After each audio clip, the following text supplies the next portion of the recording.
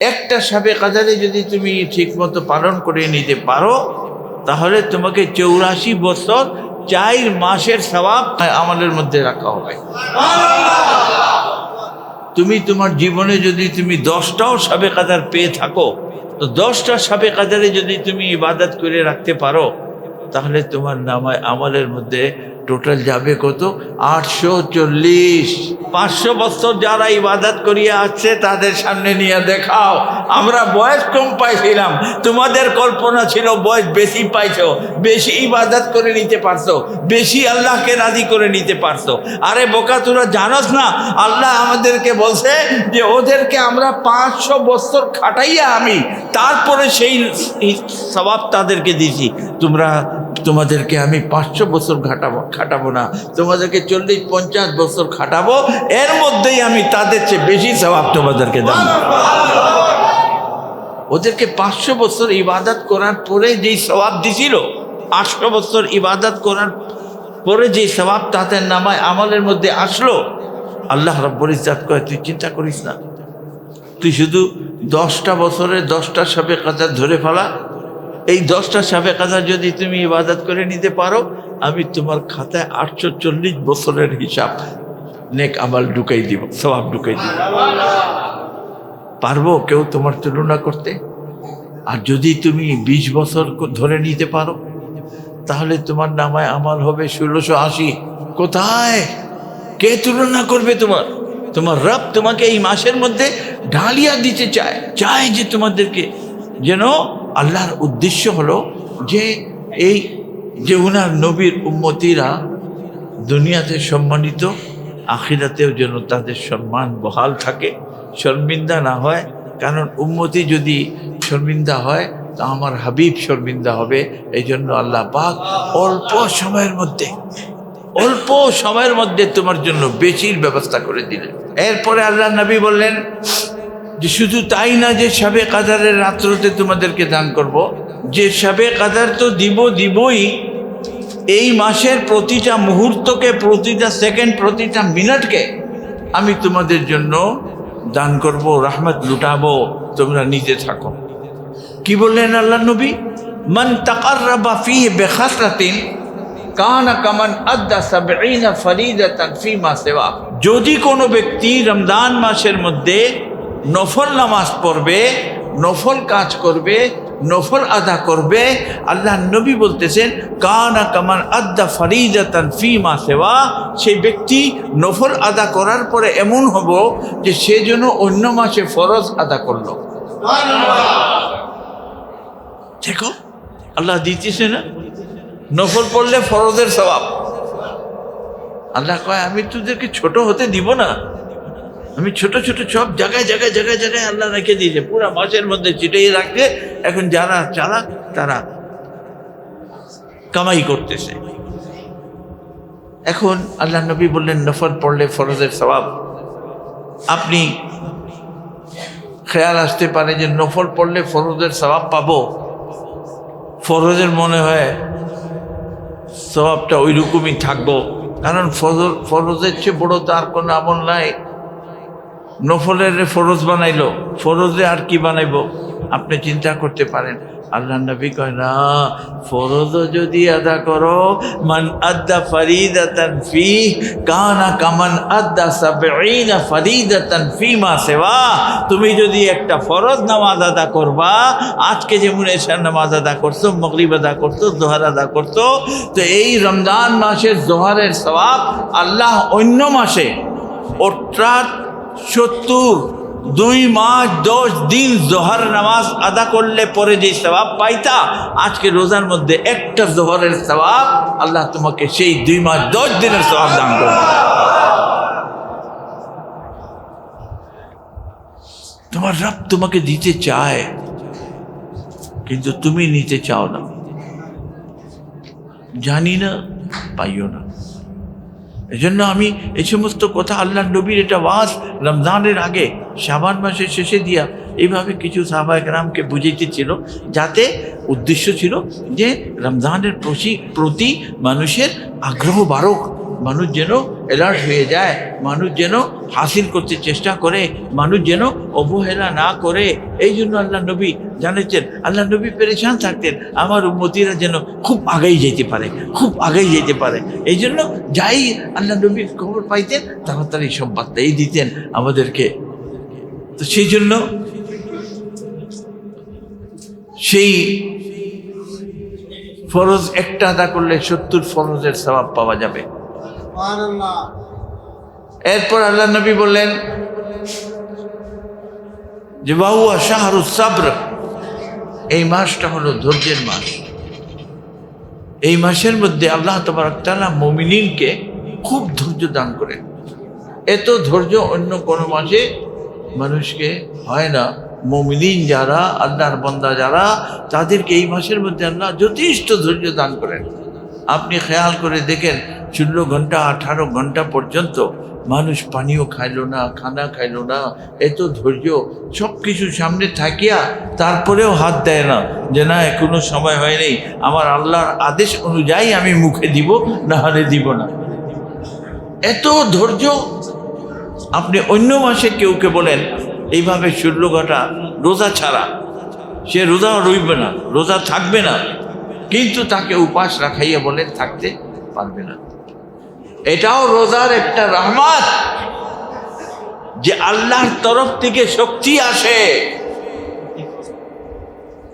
দেখতে তুমি বোঝা যায় যে খালি রইছো, খাও নাই, পান করো নাই, কিন্তু আসলে আল্লাহর বান্দাদেরকে আল্লাহই শক্তি পৌঁছাইতে থাকেন। হুজুর সাল্লাল্লাহু তাআলা আলাইহি ওয়াসাল্লাম, আল্লাহু আকবার, 10, 12, 13 রোজা পর্যন্ত একসাথে থাকতেন। সেই রোজাকে বলা হয় সওমে বেসাল। অর্থাৎ আজকে রোজা, অন্য মাসের কথা বলতেছি, রোজার মাসে না, অন্য মাসে। আজকে রোজা রয়েছেন, ইফতারও করেন নাই, পানিও খান নাই, কিছু খান নাই, পরের দিন আবার রোজা, পরের দিন আবার রোজা, পরের দিন আবার রোজা।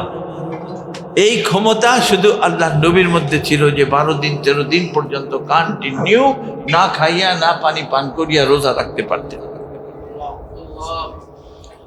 ওনাকে দেখিয়ে দেখিয়া, ওনাকে দেখে দেখে, আচ্ছা সাহাবা একরামদের মধ্যে একটা স্বভাব ছিল যেটা আমি বলছিলাম না, যে তারা তাজাসসুস করতো, চিন্তায় থাকতো কোনটা আল্লাহ নবী কি করতেছে, কেমনে করতেছে সেটা জানার জন্য। যখন সাহাবা একরাম শুনছে যে আল্লাহ নবী এইভাবে সওমে বেসাল রাখছে, বাস করে এখন খতম করে দিব, শেষ করে দিই না, রাত তো বেশি হয়ে যাবে, সবাই একটু ইবাদতেরও তো দরকার আছে। তো সাহাবা একরামরা দেখলেন যে আল্লাহ নবী পায়দার পায়ে রোজা রাখতেছে, একটার পর একটু রোজা রাখতেছে। সাহাবা একরামও শুরু করছে।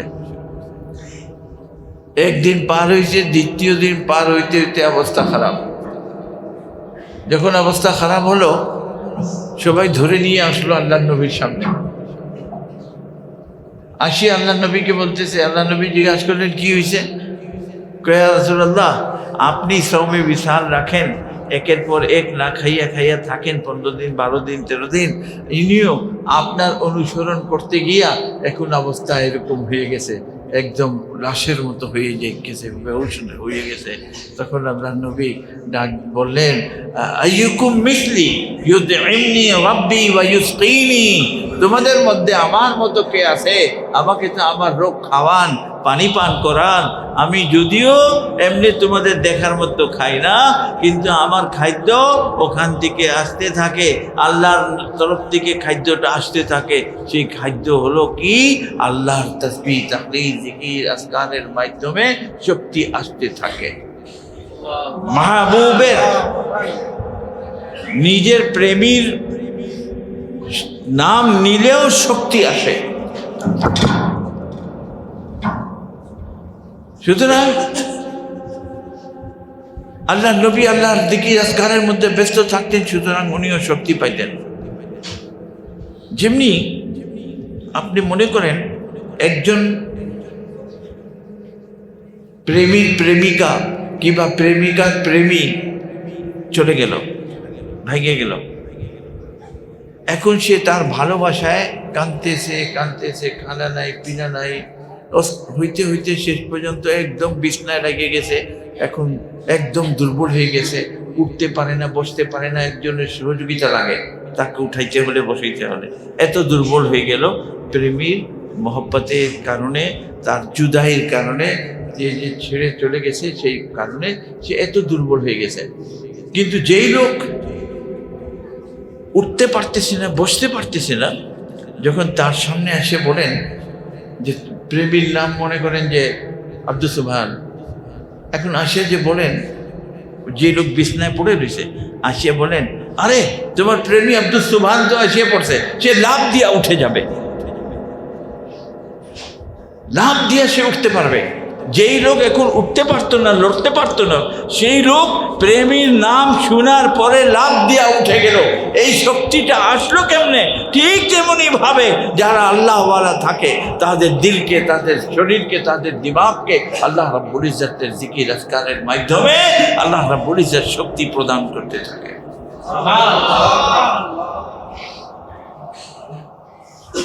ব্রাদার ইসলাম, এ মাসের মধ্যে আল্লাহ নবী বলেন ইউজাদু ফিহি রিজকুল মুমিন ওয়া হুয়া শাহরুন, এমন একটি মাস যে মাসের মধ্যে আল্লাহ রাব্বুল ইজ্জত মুমিনদের রিজিককে বাড়িয়ে দেন। আপনি দেখবেন গরিব মানুষও এই মাসের মধ্যে বিগত 11 মাসের তুলনায় ভালো খায়। এই মাসে আল্লাহ রাব্বুল ইজ্জত তরফ থেকে সাহায্য আসে।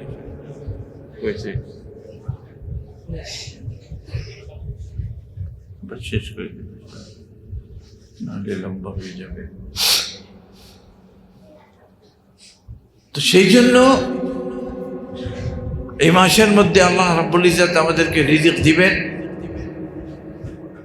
এবং যাদেরকে আল্লাহ তৌফিক দিয়েছেন আপনাদেরকে, আল্লাহ নবীর এই হাদিসটা শুনে নেন। আমি এই কাজ বলেই শেষ করব যে আল্লাহ নবী বলেন, মান ফাত্তারা ফিহি সাইমান কানা মাগফিরাতান লিযুনুবিহি ওয়া ইতকা রাকবাতিহি মিনান নার ওয়া কানা লাহু মিসলু আজরিহি মিন গায়রি আন ইউনকাসা মিন আজরি শাইউন। আল্লাহ নবী বলেন, এই মাসের মধ্যে যদি কোনো ব্যক্তি কোনো রোজাদারকে ইফতার করাবে, যদি কোনো রোজাদারকে ইফতার করাতে পারে, তো ইফতার করানোটা তার জন্য হবে কানা মাগফিরাতান লিযুনুবিহি, তার গুনাহ মাফের উসিলা হয়ে যাবে। ওয়া ইতকা রাকবাতিহি মিনান নার, শুধু গুনাহ মাফ না, ওয়া ইতকা রাকবাতিহি মিনান নার, এবং সেই ব্যক্তিকে আল্লাহ তাবারক তাআলা জাহান্নাম থেকে মুক্তি দিয়ে দিবেন। শুধু তাই না, যে গুনাহ মাফ হবে, জাহান্নাম থেকে মুক্তি দিবে, পরপর আল্লাহ নবী আরো বললেন যে ওয়াকানা লাহু মিসলু আজরিহি মিন গায়রি আন ইউনকাসা মিন আজরিহি শাইউন। যদি তুমি রোজাদারকে ইফতার করাতে পারো, তো আল্লাহ রাব্বুল ইজ্জত তোমার সেই ইফতার করানোর কারণে আল্লাহ রাব্বুল ইজ্জত সেই ইফতার করনেওয়ালার ব্যক্তির সমান, কানা লাহু মিসলু আজরিহি, সেই পরিমাণে তার জন্য আল্লাহ তাবারক তাআলা সওয়াব দান করে দিবেন। তুমি একজনকে রোজাদারকে ইফতার করাবা, তোমার বাসায় যদি কোনো মেহমানকে তুমি ইফতার করাও, তো আল্লাহ রাব্বুল ইজ্জত সব কিছু দিবে, তার পাশে পাশে ওই রোজাদার রোজা রাখিয়া যেই সওয়াব পাইছে, তুমি তাকে ইফতার করাইলেও সেই পরিমাণে সওয়াব পেয়ে যাবে। এখন তুমি চিন্তা করতে পারো যে আমি সারাদিন রোজা রাখিয়া ওনার বাসায় ইফতার করলে সব সওয়াব উনি পেয়ে যাব। না, তোমার সওয়াব কমবে না। আল্লাহ নবী জানতেন তো আমাদের দুর্বল মনের অবস্থা, এই জন্য আরো ব্যাখ্যা করে দিলেন, মিন গায়রি আন ইউনকাসা মিন আজরিহি শাইউন, তোমার নামায় আমাল, তোমার সওয়াব থেকে একটা বিন্দু পরিমাণ কমানো হবে না। তুমি রোজা রাখিয়া যে সওয়াব পাইবা, সেই ওজনে তাকে সেই সওয়াব দিয়ে দেওয়া হবে, তোমারটা কমানো হবে না।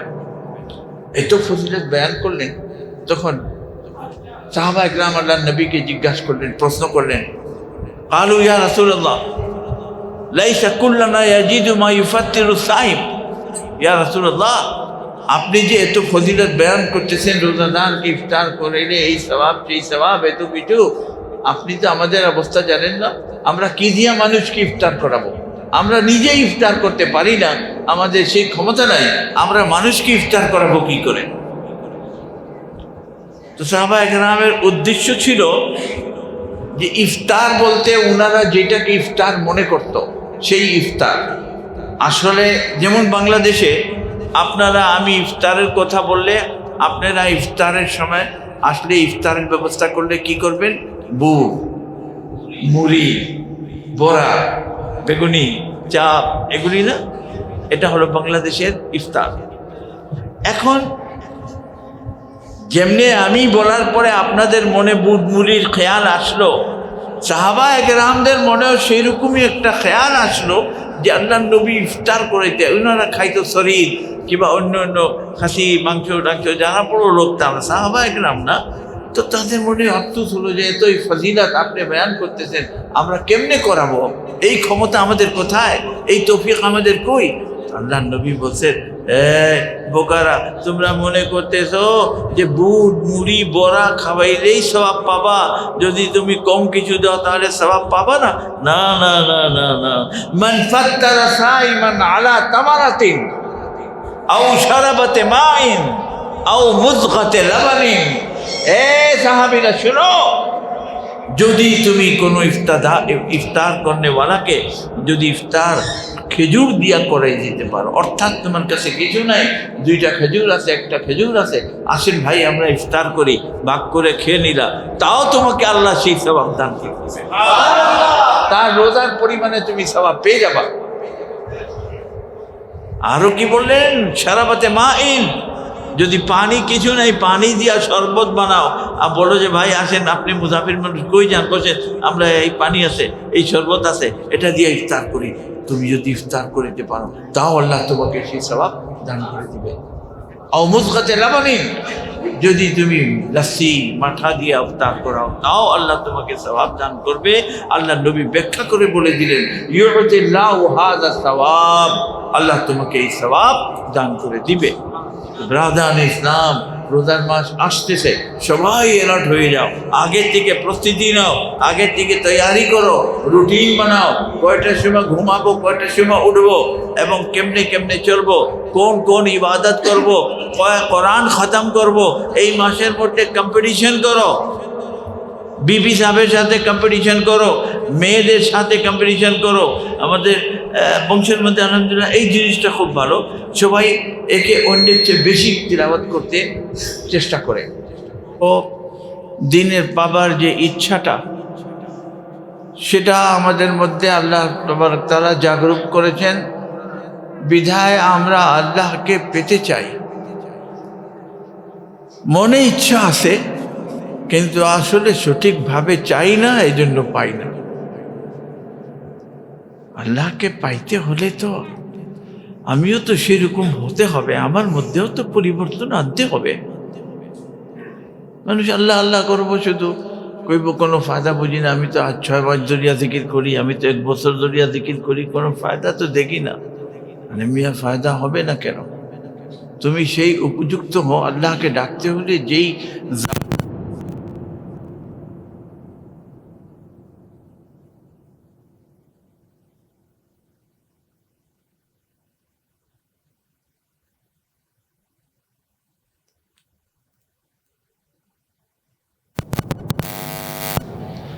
সুদের জিনিস পেটে ঢুকাই রাখছো আর আল্লাহ আল্লাহ আল্লাহ আল্লাহ, আবার কইবা আল্লাহ আমার ডাক শুনে না, কেমনে শুনবো? তুমিও তো, তোমার জবানটাও তো আল্লাহর ডাকার উপযুক্ত হতে হবে। তো এটা আমরা দেখি না, আমরা একটু সময় দিই, এটার এই বহুত বড় এহসান মনে করি। রাহদান ইসলাম, আল্লাহ পাক আপনাদেরকে, আমি গুনাহগারকেও আল্লাহর ঘরে বসার সুযোগ দিছেন। আমরা কিছু সময় বসতে পারলাম, বিশেষ করে আজকের এমন একটি রাত্র যেটা ইবাদতের রাত্র। এই রাত্রতে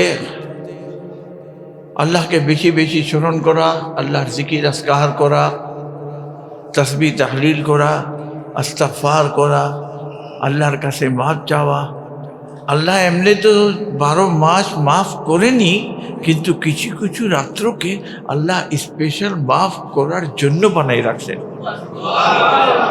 যাতে তুমি সহজে মাফ পাইতে পারো। সেই জন্য আল্লাহ পাক ডাক দেয়, শেষ আসমানের তাজাল্লি দিয়া তোমাকে ডাকে, আনাল গাফিরু মান যাল্লাযী ইস্তাগফিরুনি, আনার রাযিকু মান যাল্লাযী ইস্তারযুকুনি। আমি হলাম গুনাহকে মাফ করনেওয়ালা। তোমাদের মধ্যে কেউ গুনাহ মাফ চাবার থাকলে আসো। কাকে ডাকে? কাকে ডাকে? বান্দাকে ডাকে। কে ডাকে? কি জন্য ডাকে? তোমার আল্লাহ বলতেছে, বান্দা গুনাহ মাফ করার ক্ষমতা আমার কাছে, শুধু আমি মাফ করনেওয়ালা। তুমি আসো আমার কাছে, মাফ চাও, আমি খুদা তোমারে মাফ করে দিব। কিন্তু আসলে হয়েছে কি, আমরা গুনাহ মাফ করাইতে পারি না, করাই না। এই জন্য করাই না যে আমরা গুনাহ করছি বলে নিজে স্বীকারই করি না। আমরা নিজকে মনে করি আমরা ফেরেশতা, আমাদের কোনো ভুল নাই। মাপ সে চায় যে অপরাধকে স্বীকার করে, তাই না? আর আমরা তো কোনোদিন আমাদের অপরাধকে স্বীকার করি না, এই জন্য মাপও চাইতে পারি না। এত বড় বড় সুযোগ আল্লাহ আমাদেরকে দিয়েছেন, নিষ্পাপ বানিয়ে দিতে পারেন আজকে এই একটা রাতের মধ্যে। মায়ের পেট থেকে জন্ম হলে সন্তান যেভাবে দুনিয়ায় আসে, আল্লাহ সেই রকম আমাদেরকে বানিয়ে দিতে পারে, যদি আমরা সেই দিন থেকে আল্লাহর কাছে কান্দিয়া আমার গুনাহগুলি, বিগত গুনাহগুলিকে স্মরণ করে করে যদি মাপ চাই, আল্লাহ মাফ করে দিবেন। এই জন্যই আল্লাহ নবী একটা হাদিসের মধ্যে বলছেন, নিসিয়ানু যুনুবিন মাজিয়া ওয়া হিয়া ইনদাল্লাহি মাহফুজা, আলামাতু শাকাওয়াতি আরবাআতুন। আল্লাহ নবী বলছেন, শাকী মানুষের আলামত 4টা। শাকী আপনারা বাংলা বলবেন, শুদ্ধ ভাষায় বলেন আপনারা হতভাগা। হতভাগা বললেন না? আর আমরা গ্রাম অঞ্চলে আঞ্চলিক ভাষায় বলি কপারপুরা, বলি না? চিরকালের। তারপরে এই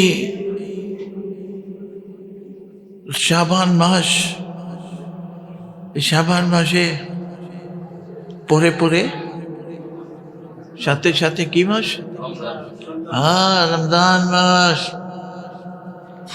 এটা চেয়েও বড় দরজেওয়ালা, এটা চেয়েও বড় দানবীর মাস, এটা চেয়েও বড় বরকতওয়ালা মাস, এটা চেয়েও বড় রহমতওয়ালা মাস। এই মাসে আল্লাহ তাবারক তাআলা লুটান, লুট, আমি ফালাইলাম তোরা লুট।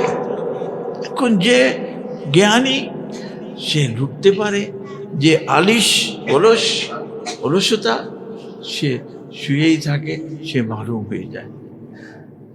এই মাসটা শাবানের মুকদ্দমা, রমজানের মুকদ্দমা। রমজানের আসার আগে আল্লাহ নবী এই মাসকে বহুত আহমিয়ত দিতেন, খুব বেশি ইবাদত করতেন, খুব বেশি রোজা রাখতেন। হযরত আয়েশা বলেন যে আমি আমার জীবনে রোজা ছাড়া অন্য কোনো মাসে যখন আমি বেশি বেশি রোজা রাখতে দেখছি নবীকে, তো সবচেয়ে বেশি শাবান মাসে উনি রোজা রাখতেন। রমজানের তো 1 মাসের রোজা ফরজ, কিন্তু শাবানে ফরজ না থাকার সত্ত্বেও আল্লাহ নবী এই মাসের মধ্যে বেশি বেশি রোজা রাখতেন। কিন্তু আমাদেরকে সেই খেয়াল নেই, ধ্যান নেই, চিন্তা নাই। আল্লাহকে কেমনে রাজি করা যায় সেই খেয়াল আমাদের মধ্যে আসে না। এই শাবান না, রজব মাস থেকে, আল্লাহু আকবার, শাবান ছাড়িয়ে দেন, রজব মাস আস্তে আস্তেই আল্লাহ নবী দোয়া শুরু করতেন। কি দোয়া করতে জানেন? আল্লাহুম্মা বারিক লানা ফি রজব ওয়া শাবান ওয়া বাল্লিগনা ফি রমাদান ওয়া বাল্লিগনা রমাদান ওয়া বাল্লিগনা রমাদান। হে আল্লাহ, কে বলতেছে? নবী। কি বলতেছে? যে আল্লাহ, আল্লাহুম্মা কি বলছেন? আল্লাহুম্মা বারিক লানা ফি রজব ওয়া শাবান। হে আল্লাহ, আপনি রজব যে মাস চলে গেছে সেটার কথা ওই সময়, এখন শাবান মাস আসে নাই, রোজার মাস আসতেছে, আরে রজব মাস আসতেছে, ওই সময় থেকে আল্লাহ নবী দোয়া করতেছেন, হে আল্লাহ, রজব এবং শাবান মাসে বরকত আমাদেরকে দেন এবং বাল্লিগনা রমাদান। হে আল্লাহ, আমাকে রোজা পর্যন্ত পৌঁছেই দেন, আমি যেন এতটুকু হায়াত পাই, আমার যেন রোজার মাসটা পাই। কারণ এই মাসটাতে আমি জানি এই মাসটাতে আপনার খুব কাছে হওয়া যায়, আপনার খুব করিব হওয়া যায়, আপনার নিকট হওয়া যায়, আপনাকে সহজে পাওয়া যায়, আপনাকে সহজে রাজি করা যায়। এই জন্য আর উনি দোয়া করতেন যে আল্লাহ, রমজান মাস পর্যন্ত আমরা সুযোগ দিও, আল্লাহ বাল্লিগনা রমাদান। কিন্তু আমাদের বদনসিব, রজব শাবান তো দূরের কথা, রমজানও আসিয়া চলে যায়, খবর পাই না। এরকম লোক আছে দুনিয়ায়, 12 মাসের মতো সকালে নাস্তা, দুপুরে খানা, রাত্রে খানা চলতে আছে। এটা তার বদনসিব। যেহেতু বড় মাস, যেটা টোটাল বোনাসের মাস, আল্লাহু আকবার, মাগফিরাতের মাস, গুনাহ মাফের মাস। একবার হযরত কাব ইবনে উজরা রাদিয়াল্লাহু তাআলা আনহু বলেন, عن كعب بن عجرة رضي الله تعالى عنه قال قال النبي صلى الله عليه وسلم اهزروا المنبر فهزرنا فلما ارتقى الدرجة قال آمين فلما ارتقى الدرجة الثانية قال آمين فلما ارتقى الدرجة الثالثة قال آمين فلما نزل فقلنا يا رسول الله لقد سمعنا منك اليوم شيئا ما كنا نسمع।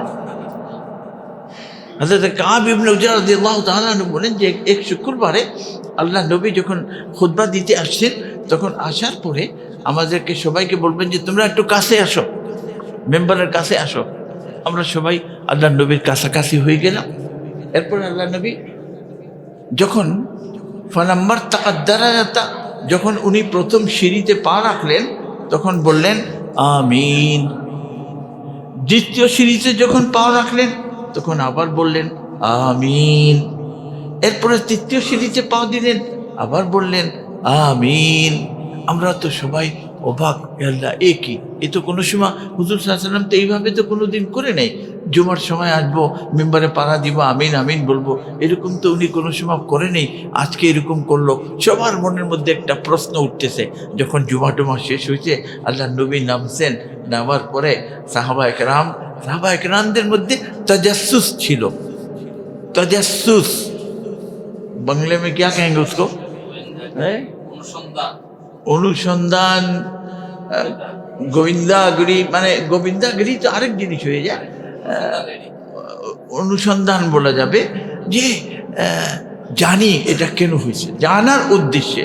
এটা না যে খোদা না খাস্তা নবীর প্রতি কোনো সন্দেহ, কোনো ভুল, এরকম ধারণা না। আল্লাহ নবী এটা করলেন কেন, এটা নিশ্চয়ই কোনো কারণ হবে, যেই জন্য আল্লাহ নবী করছেন। আমরাও একটু জানিয়ে নেই, আজকে তো নতুন একটা কাজ করছে। ফালাম্মা নাজালা, যখন উনি নেমে গেলেন, তখন আমরা আল্লাহ নবীকে প্রশ্ন করলাম, ফাকুলনা ইয়া রাসূলুল্লাহ সাল্লাল্লাহু আলাইহি ওয়াসাল্লাম, হে আল্লাহ নবী। আমরা বললাম, সাহাবারা বলতেছে, আমরা তখন আল্লাহ নবীকে বললাম, ইয়া রাসূলুল্লাহ লাকাদ সামি'না মিনকাল ইয়াওমা শাইয়ান মা কুননা নাসমাউ। হে আল্লাহর নবী, আজকে আমরা আপনার কাছ থেকে একটা নতুন জিনিস শুনছি, যেটা হয়তো অন্য কোনো সময় দেখি নাই, অন্য কোনো জুমায় আপনি এরকম করেননি, আজকের এই জুমার মধ্যে আপনি এই কাজটা করলেন, কি কইল, ব্যাপার কি, কেন এরকম করলেন? তখন আল্লাহর নবী বলল, শুনো, যখন আমি প্রথম মিম্বারে পাড়া দিলাম, জিবরিল আসছিল। ইন্না জিবরিল আলাদানি, জিবরিল আমার কাছে বলল, যখন আমি প্রথম সিঁড়িতে পাড়া দিলাম, তখন জিবরিল বলল, কালা বাউদা মান আদরাকা রমাদান ফালাম ইউগফার লাহু, কুলতু আমিন। যখন আমি প্রথম সিঁড়িতে পাড়া দিলাম, তখন জিবরিল আমাকে বলল, তখন জিবরিল বলতে লাগলো যে ধ্বংস হয়ে যাক সেই ব্যক্তি, যে ব্যক্তি রোজার মাস পাইয়া তার গুনাহ মাফ করাইতে পারল না। জিবরিল এই বদদুয়া করলো, আর তোমার নবী, আমার নবী, দুজাহানের সর্দার মুহাম্মদ সাল্লাল্লাহু আলাইহি ওয়াসাল্লাম কি বলছেন? আমিন। চিন্তা করো, বদদুয়া করতেছেন জিবরিল, আমিন বলতেছেন কে? রাহমাতুল লিল আলামিন। সুতরাং এই বদদুয়া না কবুল হয়ে থাকবে? কার জন্য বদদুয়া করছেন? যারা রোজার মাসের রোজা পাবার পরে, মাসকে পাবার পরেও তার গুনাহ মাফ করাতে পারলো না, ফালাম ইউগফার লাহু, সে তার গুনাহ মাফ করাতে পারলো না, সে বদনসিব, বরবাদ হোক, হালাক হয়ে গেছে সে ব্যক্তি। আমরা রোজার মাসকে বাস রোজা রাখলেই মনে করে, অনেকে নামাজও পড়ে না, শুধু রোজা রাখছে মনে করে এটাই বড় উপকার, বড় বড় বাহাদুরি করছি, আমি তো রোজা ছিলাম। ব্রাদান ইসলাম, এমন রোজা রাখিও না। এক রোজা, এক ফরজ আদা করতে যাইয়া 5টা ফরজ বাদ দিবা, তোমার রোজা হবে? চিন্তা করিও। এই জন্য এই রোজার মাস আসতেছে, সতর্ক হয়ে যাও। আরো দুই সিঁড়ির কথা, সেদিকে আমি যাব না, যেহেতু কথা লম্বা হবে। তো এই মাস আসতেছে, আমি উদ্দেশ্য হলো যে আল্লাহর নবী এই এমন সময় শাবান মাসে সাহাবাগণকে ওয়াজ করেছিলেন। ফি আখিরি ইয়াউমি মিন শাবান, শাবান মাসের শেষে দিয়া সাহাবা কেরামকে কিছু কথা বলেছিলেন। সেই কথাগুলি আমি আপনাদেরকে শোনাতে চাই যে আল্লাহর নবী কি বলছেন। বলল, ইয়া সবাইকে, ইয়া আইয়ুহান নাস, হে মানুষ, কাদ আযাল্লাকুম শাহরুন আযীমুম মুবারাকুন, হে মানুষ, তোমাদের উপরে আল্লাহর একটা বড় মোবারক রহমতওয়ালা মাস ছায়া করে আসতেছে। যেমনি বাদল, বৃষ্টির বাদল আসে ছায়া করে রাখে, এমনিভাবে এই রোজার মাসটাও, রমজানুল মুবারকটাও তোমাদের জন্য একটা রহমতের ছায়া করে আসতে আছে। এরপরে কি বলল? শাহরুন আজিমুন, ইয়া আইয়ুহান নাস কাদ আযাল্লাকুম শাহরুন আযীমুম মুবারাকুন শাহরুন ফীহি লাইলাতুন খায়রুম মিন আলফি শাহর। এমন একটি মাস, যে মাসের মধ্যে আল্লাহ রাব্বুল ইজ্জত তোমাকে একটি রাত্র দান করবেন, আর সেই রাত্রটা হবে 1000 মাসের চেয়েও উত্তম। এটা কেন দিছে জানো? আমরা তো উম্মতে মুহাম্মাদিয়ার মনের মধ্যে আফসোস, দুঃখ যে আমরা এমন উম্মতি হলাম যে আল্লাহ আমাদেরকে সবচেয়ে কম বয়স দিয়েছে। সমস্ত উম্মতিদের চেয়ে কম বয়স হলো উম্মতে মুহাম্মাদিয়ার। বিগত উম্মতিদেরকে 200, 300, 400, 500 বছর বয়স দিত, আর তোমারে আমারে দিছে কত? 70, 80 বছর। এর মধ্যেই আমাদের কাম হয়ে যায়, আমরা চলে যাই। এরকম না?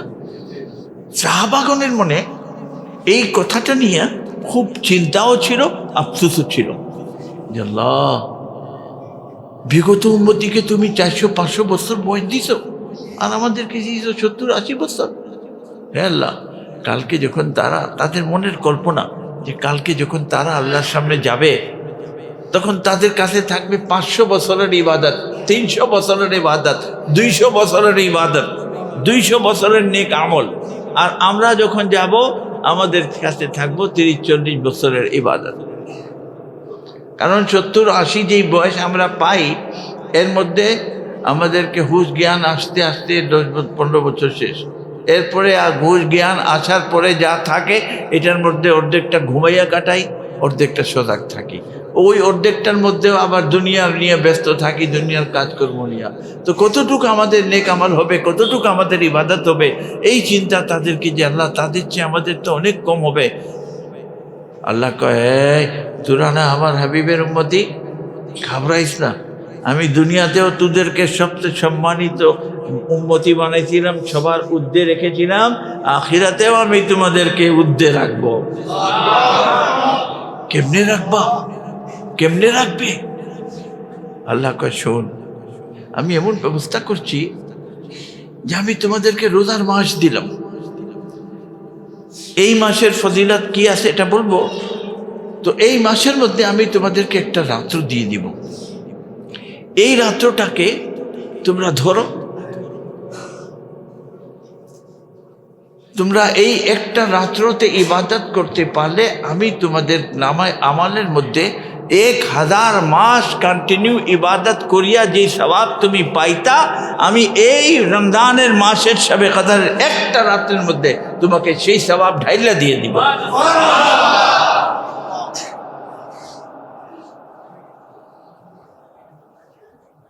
একটা রাতের মধ্যে সেই সওয়াব আমাদেরকে আল্লাহ বলেছেন দান করে দিবেন। সুতরাং এই একটা রাত্রতে হিসাব করলে দেখা গেছে 84 বছর 4 মাস। কত?